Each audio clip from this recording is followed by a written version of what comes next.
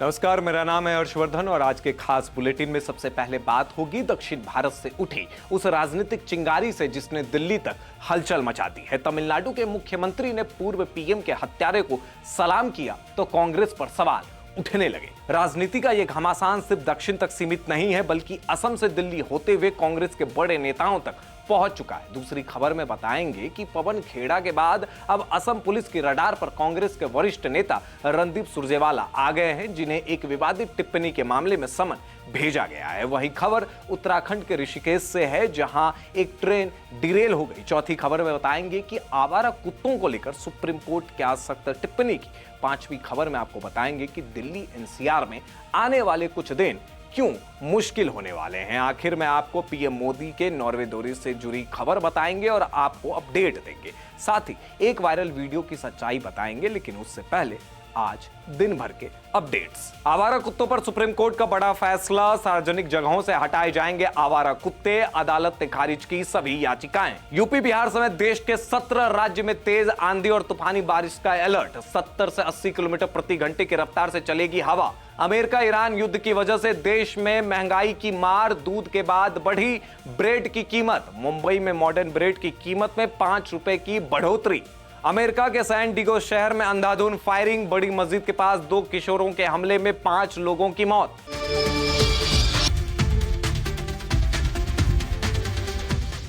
अब खबरें विस्तार से। दक्षिण भारत की राजनीति से एक बड़ी खबर आ रही है। तमिलनाडु के मुख्यमंत्री और टीवी के प्रमुख थलापति विजय ने एक ऐसा बयान दिया है जिसने दिल्ली तक हलचल मचा दी है। विजय ने लिट्टे प्रमुख और राजीव गांधी के हत्यारे प्रभाकरन का महिमा मंडन किया। थलापति विजय ने 18 मई को उनकी पुण्यतिथि पर श्रद्धांजलि दी। इसके बाद से विवाद पैदा हो गया। विजय का समर्थन कांग्रेस नेता राहुल गांधी ने भी किया है। बीजेपी ने राहुल गांधी को घेरते हुए कहा कि राहुल के पिता और पूर्व प्रधानमंत्री राजीव गांधी की हत्या के पीछे इसी संगठन का हाथ माना जाता है। इस बयान के बाद बीजेपी ने मोर्चा खोल दिया। बीजेपी ने सीधा हमला कांग्रेस और राहुल गांधी पर बोला है।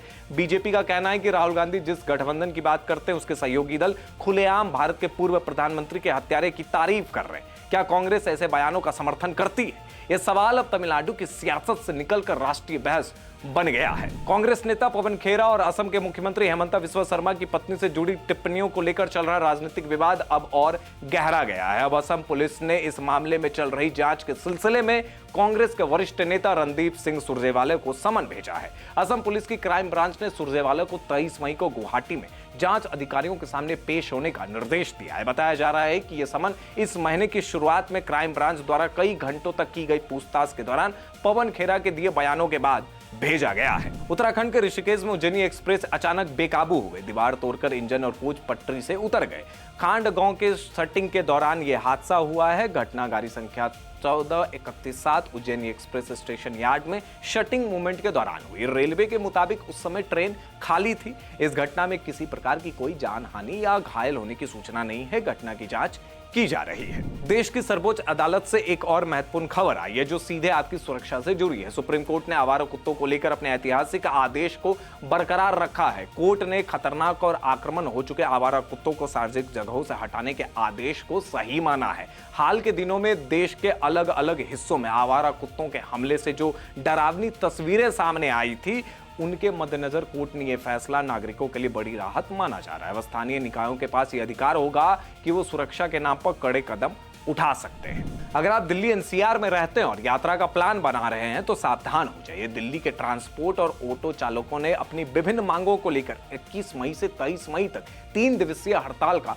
ऐलान कर दिया है। ट्रांसपोर्ट यूनियनों का कहना है कि वो सरकार के कुछ नीतियों और ऐप आधारित एग्रीगेटर से नाराज हैं। इस हड़ताल का असर दिल्ली की लाइफलाइन कहे जाने वाली ऑटो, टैक्सी और निजी बसों पर पड़ेगा। अगर आप मेट्रो के भरोसे नहीं है तो इन 3 दिनों में आपको सड़क पर घंटों का इंतजार करना पड़ सकता है, भारी किराया चुकाना पड़ सकता है। प्रशासन ने हालांकि वैकल्पिक इंतजामों की बात कही है, लेकिन आम जनता के लिए ये 3 दिन काफी चुनौतीपूर्ण होने वाला है। प्रधानमंत्री नरेंद्र मोदी के नॉर्वे दौरे के बीच कूटनीतिक गलियारों में एक बहस छिड़ गई है। नॉर्वे के प्रधानमंत्री जोनास गार सोटर ने आतंकवाद के खिलाफ भारत की लड़ाई का बेहद पुरजोर समर्थन किया और इसे एक बेहद सख्त स्टैंड बताया। वहीं इस दौरे के दौरान नाइजीरियन पत्रकार ने सवाल उठाया कि दुनिया भारत पर भरोसा क्यों करे। अब इस पर शिवसेना पूर्व सांसद प्रियंका चतुर्वेदी ने बेहद करारा जवाब दिया। उन्होंने पत्रकार को आईना दिखाते हुए कहा कि भारत दुनिया का सबसे बड़ा लोकतंत्र है और हमारी साख हमारे कर्मों और वैश्विक सहयोग से सिद्ध होता। भारत पर सवाल उठाने से पहले उसकी क्षमता और वैश्विक भूमिका को समझना जरूरी है। यह घटना सोशल मीडिया पर काफी वायरल हो रही है। बुलेटिन के अंत में कोलकाता के सॉल्ट लेक से एक रोचक और वायरल खबर सामने आ रही है। सॉल्ट लेक स्टेडियम में लगे एक विवादास्पद मूर्ति को हटाने के आदेश दिए गए। इस मूर्ति की डिजाइन और कॉन्सेप्ट पूर्व मुख्यमंत्री ममता बनर्जी के दिमाग की उपज है और इस वीडियो को देखने के बाद आपकी भी हंसी नहीं रुकने वाली है। इस बुलेटिन में इतना ही। धन्यवाद।